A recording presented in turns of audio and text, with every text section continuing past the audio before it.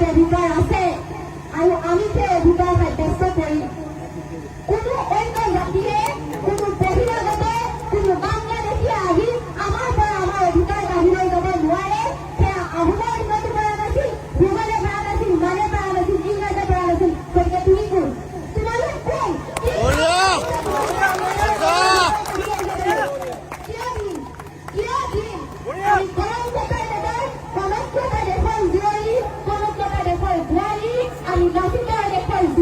গতিকে আমাৰ দেশ সদায় গৰম, আমি আমাৰ দেশ দেখুৱাবলৈ ভয় নকৰো, মৰিবলৈ ভয় নকৰো, আগুৱাই যাম, তথাপিও নিজৰ অধিকাৰ বাছি ল'ম।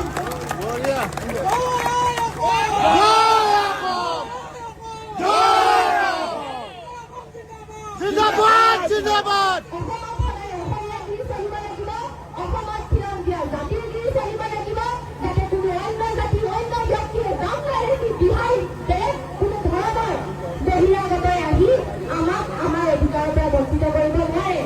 আমি অসমীয়া আগতে দুখীয়া নাছিলো, এতিয়াও দুখীয়া নহয়, কিন্তু দুখীয়া হৈ গৈছো। কি কাৰণে? কাৰণ আমাৰ মাটি কাঢ়ি লৈ গৈছে, আমাৰ মালিক নিৰ্যাতন চলাইছে, আমাৰ মালিক ঘৰৰ পৰা উঠাই লৈ গৈছে, ধৰ্ষণ কৰিছে, ধৰ্ষিত হৈছে, নিৰ্যাতিত হৈছে, কান্দিছে, আত্মহত্যা কৰিছে। কিন্তু সেয়াই জানো চৰমপন্থা? সেয়াই জানো চৰমপন্থা? আমি অস্ত্ৰ উঠাই লওঁ, আমি সাহসেৰে আগুৱাই যাওঁ, আমি নমৰো, আমি থাকিলে মাৰিম। যেনেকে ৰক্ত দান কৰিব পাৰো, তেনেকে ৰক্ত পান কৰিব পাৰো। ৰক্ত পান কৰি আমি জাতিক আগুৱাই লৈ যাব পাৰিম, কাৰণ আমি আমাৰ জাতিটোক যদি ৰক্ষা নকৰো, কোনো আগুৱাই নাহিব আমাক ৰক্ষা কৰিবলৈ।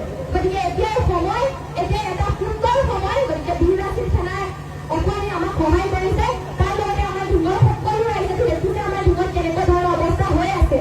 6 বজাৰ পিছত আমি ৰাস্তালৈ ওলাই যাব নোৱাৰো। মহিলাসকলে ভয় ওলাই যাব লাগে যে মোৰ কিবা হ'ব নেকি। 6টা বজাৰ পিছত যদি আমি ওলাই আহো, ওলাই আহি আমি ঘৰ উভতি পাম নে নেপাম চিন্তা কৰিব লাগে, চিন্তা কৰিব লাগে। আজিৰ পিছত, আজিৰ পৰা কেইবছৰমানৰ পিছত মোৰ যদি এগৰাকী কন্যা সন্তান জন্ম হয়, ঢিঙত কিমান সুৰক্ষিত হ'ব, কিমান সুৰক্ষিত হ'ব। বয়সৰ ওপৰত যেনেকে সবুজ উৰি ফুৰে, তেনেকে খেল চকুতে মোৰ কন্যা সন্তান যদি ওপৰত নপৰিব। গতিকে সেইটো সময় আমি হ'বলৈ দিব নোৱাৰো।